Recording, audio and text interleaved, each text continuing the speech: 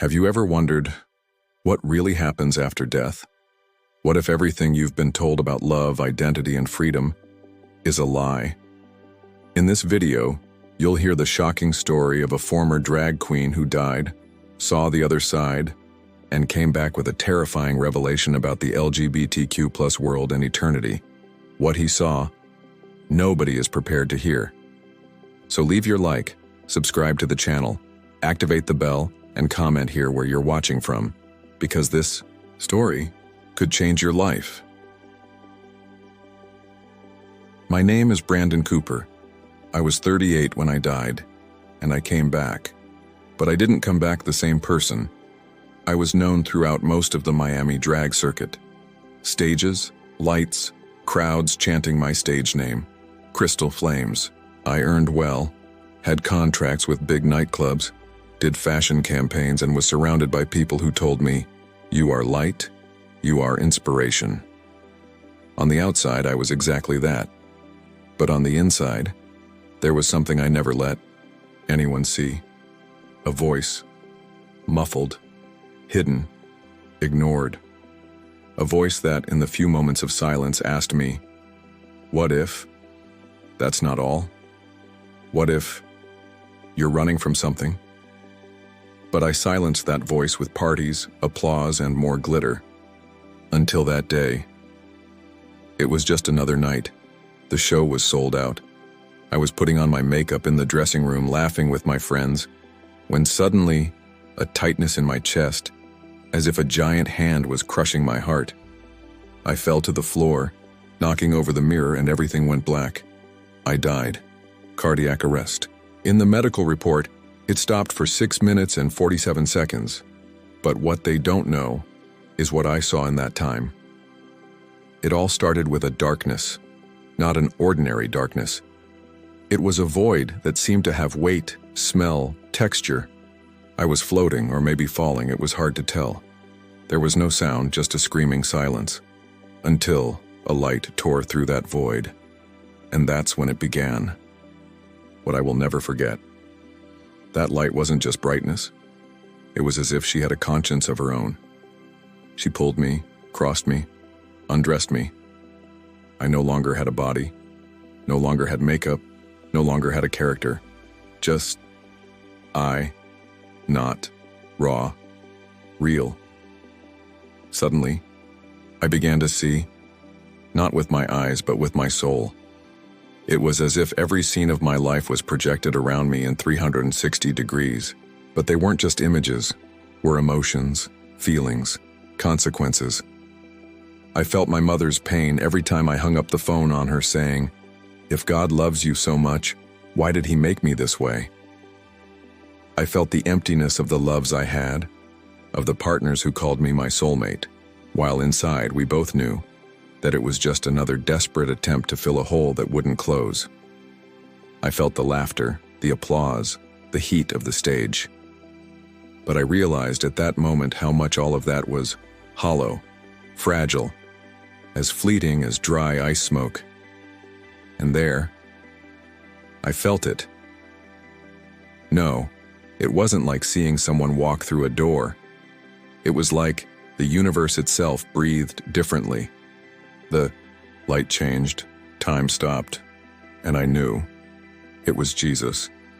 Not the Jesus from the supermarket candle prints, not the Jesus from old paintings. He was pure presence, authority that did not need to impose itself, holiness that did not threaten, but that broke any resistance just by existing. I was shaking. I couldn't run away. I couldn't hide. There was no stage, no character, no performance, just who I really was and who he really is. And it was then that, without words, he showed me people, faces, souls. Some I recognized immediately. They were colleagues, stage partners, influencers, activists, people I admired, who I followed, who followed me. They were not well. No, it wasn't the hell from the movies with fire and demons. It was worse. It was empty. It was separation. It was like thirst that never ends, a hunger that never goes away. A loneliness that screams so loudly that it seems to tear apart existence itself.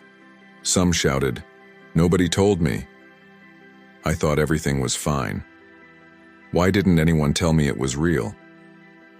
And then, Jesus told me, without opening my mouth but straight to my essence. You are not here because you are gay. You are here because you have rejected the truth.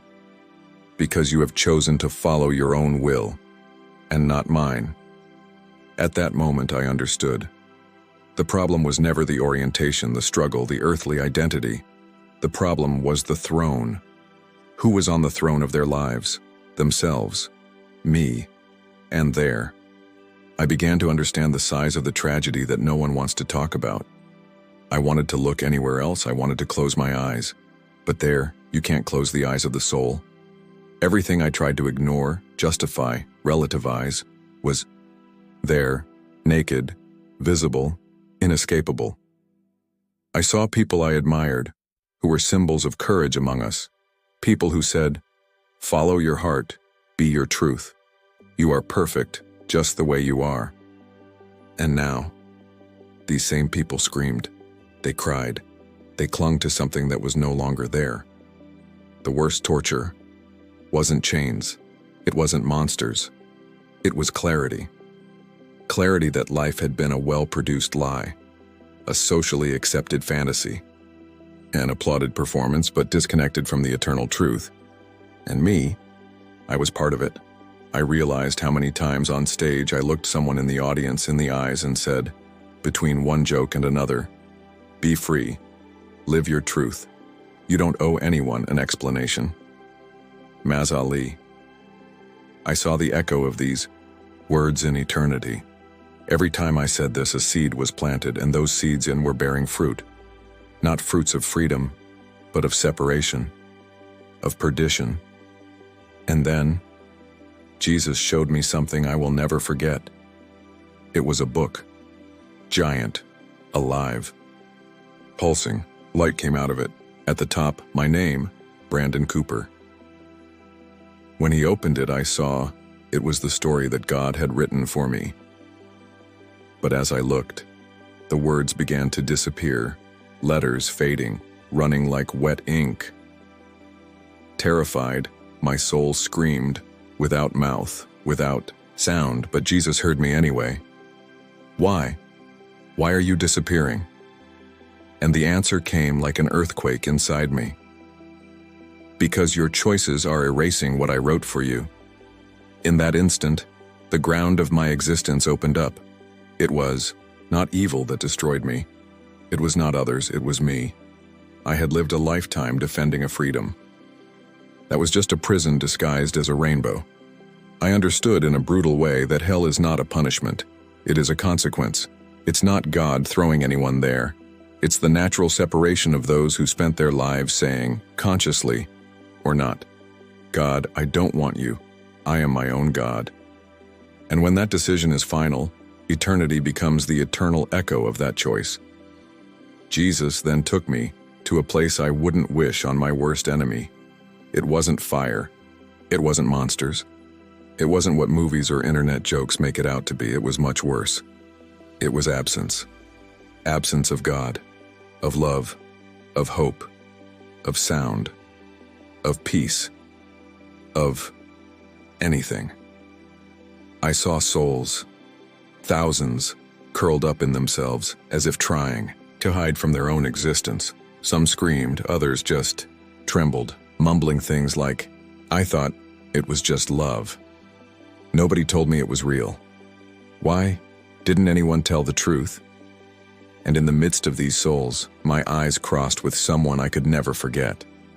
Damien, one of the biggest names in the New York drag scene. Talented, incredible, charismatic. We had shared the stage dozens of times. When our eyes met, there was no more shine, no more glitter, no more applause, just pain, pure pain.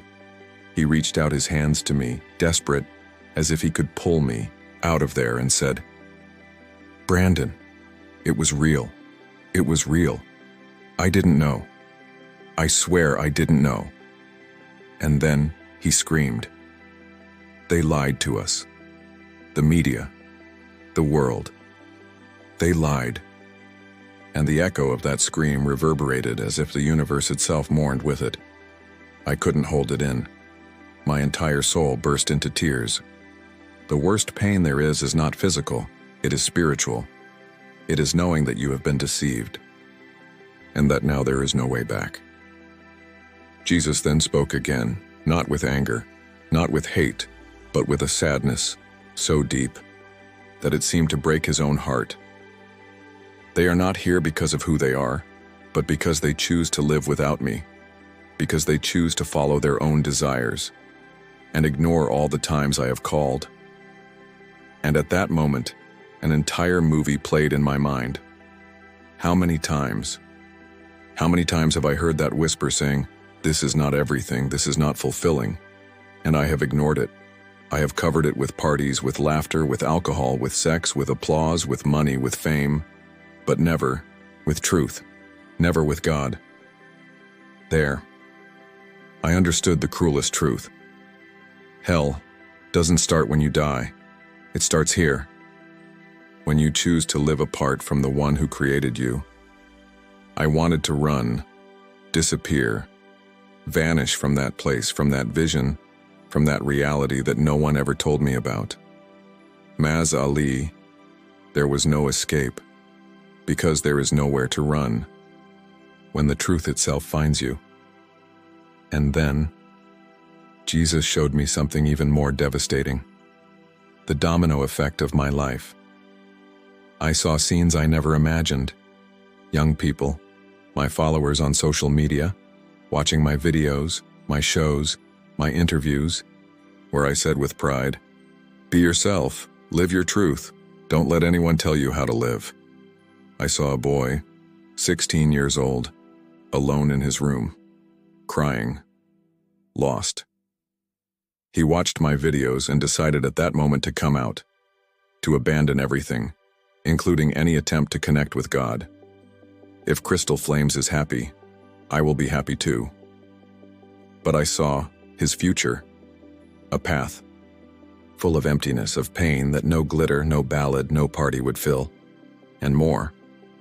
I saw conversations I had, people who came to me asking for advice, asking, "Brandon, do you think God still loves me?" And I would respond with that light and mocking tone, "God, honey, God is too busy to care about the ones you love. Live your life."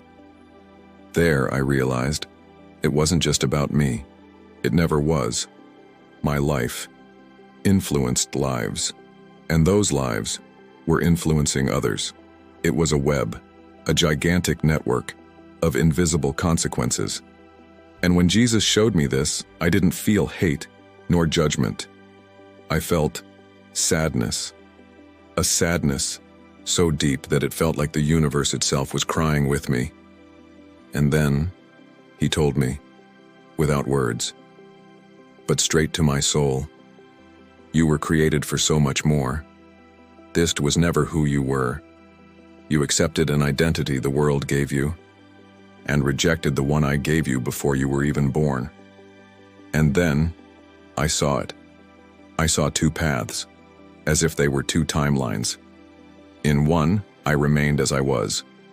More shows, more fame, more money, more applause, but an emptiness that was slowly killing me inside, until in the end the separation was definitive. In the other, I gave up everything, fame, money, character, and I began to live what God had truly written for me. It wasn't easy, it wasn't glamorous, but it was peace. Real peace, light, purpose, life. And then he looked at me and said, "The choice is still yours."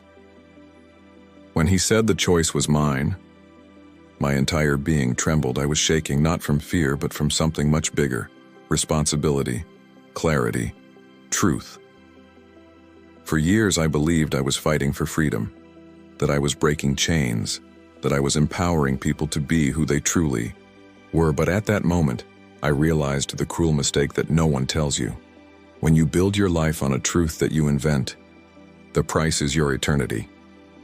Jesus then stretched out his hand, and it was not a hand of accusation, it was a hand of rescue, of love, of mercy.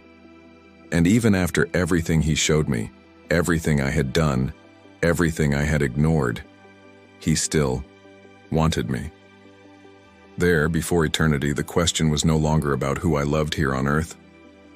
It was about who was I failing to love? And the answer was clear. I had spent my entire life ignoring the one who loved me before I even existed. I started to cry, but it wasn't just any cry. It was a tearing of the soul, a cry of existence, a plea that came from every particle of my being. Give me one more chance. Please. Don't let me end up like this. Please. And then, he showed me one more thing. I saw who I could have been. I saw a different version of myself, no longer on stage, no longer wearing makeup, no longer dressed as a character, but whole, complete, with eyes shining with a peace that I had never felt, not even at the biggest parties, nor in the biggest applause. I saw people coming to me, people who were hurt, lost, searching for something the world wasn't offering. And in that vision, I was pointing to something much bigger than myself, pointing to him, to the truth, to real life. And then, Jesus spoke. And these words, I will never forget, not even in eternity. Brandon, the world applauded you for who you were not, but heaven can only recognize you for who you were created to be. The choice is still yours. At that moment, I didn't think about money. I didn't think about fame. I didn't think about status. I didn't think about anything else. I just screamed, inside my soul, with everything I had, let me come back. Give me a chance. I want to live what you wrote for me. And at that moment, I felt his hand touch my chest, and everything began to change. As soon as I felt that hand on my chest, a wave of heat, of life, of something that no human word can explain, passed through my being. It was as if every cell, every piece of my existence was restarted, restored, washed. The colors that were once pale, distorted, began to come to life. The presence of Jesus, which had previously overwhelmed me with its holiness, now enveloped me like an embrace, a hug that said without words, I saw you, whole and still. I want you. The emptiness, the torment, the loneliness, the screams, began to fade away as if someone was turning down the volume of that nightmare. And for the first time, I felt something that not everyone who goes there feels. You can still come back. And then, I heard one last sentence from him, which burned in my soul like a fire that does not destroy but purifies. Brandon, come back and tell. Tell everything. Tell what you saw. Tell what you learned. Because many, many are still on the path you were on. And they think they are free. Suddenly, it was as if I was being pulled by an invisible magnet. Everything began to spin. The colors, the lights, the presence, distorted, becoming more distant. I felt my being passing through layers as if tearing through invisible veils that separated eternity from the physical world. Then, a noise. Loud, cruel, painful. Bip, bip, bip. I opened my eyes, white lights, scared faces, people running. He's back. We have a pulse. We have a pulse, someone shouted. My first feeling? Pain. In the chest, in the head, in the lungs, and at the same time a crushing weight on the soul. Why? I knew that what I had seen was not a dream, not a hallucination, not a product of lack of oxygen to the brain. It was real. more real than anything I had ever experienced in this world. The doctor said, "Brandon, you had no pulse for 6 minutes and 47 seconds. That's technically impossible for you to be conscious, but you are, and you're talking. It's a miracle." But they had no idea of the true miracle that had just happened. There, lying, surrounded by wires, machines, and nurses, my body tried to recover, but my soul was no longer the same. Because now, I carried a weight, a mission, a truth that burns brighter than any spotlight that ever shone on me. Lying in that hospital bed, staring at the white ceiling, listening to the sound of the monitors, one thing became clear. I could no longer go back to who I was. But at the same time, fear began to suffocate me. What would people think? What would happen to my career? And the most painful thing, what would my friends say, my followers, my own community? But you know what? None of those thoughts were strong enough to silence what I saw. I remembered the screams, the outstretched hands, the pain, that eternal emptiness. And I remembered the words that Jesus breathed into my soul. "Come back and tell us everything." I knew. I could no longer live an elegant lie, wrapped in glitter, likes, and applause. Because now I knew where that path led. The memories were too clear. I closed my eyes and saw Damien's face again, desperate, reaching out to me in the afterlife, shouting, "Brandon, it was real. They lied to us. It was real." That voice echoed inside me like a constant thunder. And then, there, in that bed, I made a decision that tore me apart inside. I would never go back to being Crystal Flames. Never again. When my production team called, asking about upcoming shows, I responded in a voice that sounded like it wasn't mine, but was the most genuine I'd ever used in my life. It's over. Crystal died that night, and I'm not going to resurrect her. Messages started blowing up on my phone. "It is good too? When are you coming back? People are saying you disappeared, that you're in the hospital. What happened?"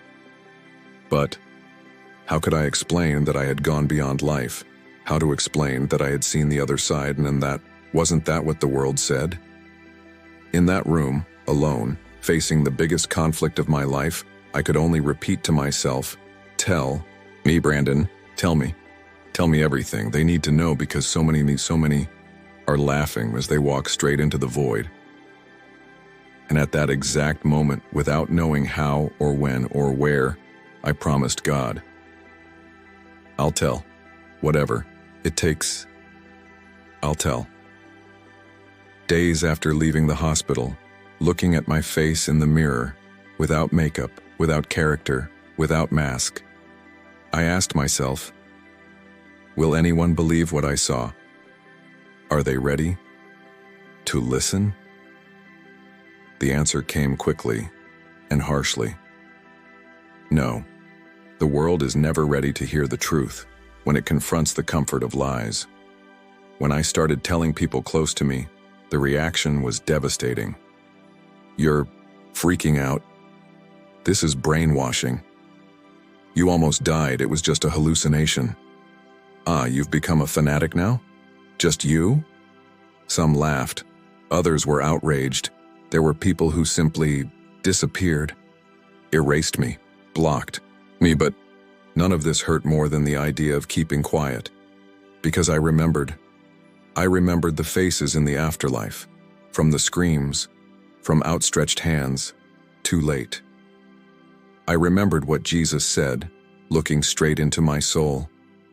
They are not here for who they love, but for who they chose not to love, because they rejected me. And you know, that part, it was like a knife in my soul. Because for years, I would scream on stage, "Love whoever you want, live your truth. You don't owe anyone an explanation." And now, I understood. I understood in the worst possible way. It's not about who you love. It's about who you reject. When you reject the one who created you, you automatically choose a path that does not lead to the light, but to the void. The most shocking thing? Jesus' love for me, even after everything. He saw me. He knew me. He knew every mistake, every word, every wrong influence I had put out into the world. And yet, he chose me. He gave me a chance. One last chance. You know, I realized that the biggest mistake was not about sexuality. It was not about identity. It was not about acceptance. It was about autonomy, about who was sitting on the throne of my life. And that throne was never mine. It was always his. And now, my body was back, but my soul would never be the same again. Because after seeing the other side, after looking eternity in the eyes, it's no longer possible to live as if this were everything. You know, sometimes I still wake up in the middle of the night sweating, panting to the sound of screams of those I saw there. Screams that weren't of physical pain. They were cries of regret, of I didn't know, of please get me out of here. But in that place, and there is no turning back. There is no more chance. And every time that memory comes back, I remember the mission Jesus placed upon me when he said, "Come back and tell us everything." And that's what I'm doing now. I'm not here to tell you what you want to hear. I'm here to tell you what no one tells you, what the world hides. The problem was never about being gay, about being drag, about being this or that.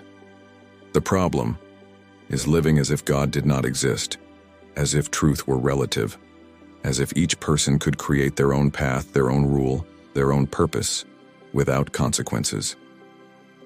You know that speech you hear every day? Follow your heart, live your truth. You are perfect just the way you are. Over there, I see where this speech leads, and no, it's not for light. It's for an emptiness so deep, so cold, so painful, that there are no words that can describe it. And now, looking at you, I can only say one thing. This is real. Heaven is real. Hell is real. Eternity is real. And Jesus is real too. Do you know that emptiness you feel? That silence inside you which neither party nor drink nor money nor fame nor sex nor applause fills? I promise you, it's not just in your head. It's God calling you, trying to wake you up, before it's too late. I'm not Crystal Flames anymore. I'm not the guy on stage in the lights, in the spotlights anymore. Today I'm just Brandon Cooper, an ex-drag, ex-famous, ex-everything. But for the first time, a son of God, a man who knows who he is, who knows where he is going, who knows who he lives for. And if you're here, listening to this until now, it's not for nothing. It's not a coincidence. It's God calling you. Don't play with your eternity, because I almost left it to find out when it was too late. Today I'm alive, but I know that I'm just here to tell you, to warn you, because many are still walking towards the abyss, thinking it is freedom. I saw it. I know it. And now, you know it too. If you liked this beautiful spiritual testimony, leave a like, comment your impressions, subscribe to the channel, and don't forget to activate the notification bell to watch each new video and help us spread this message to a greater number of people. Until next time.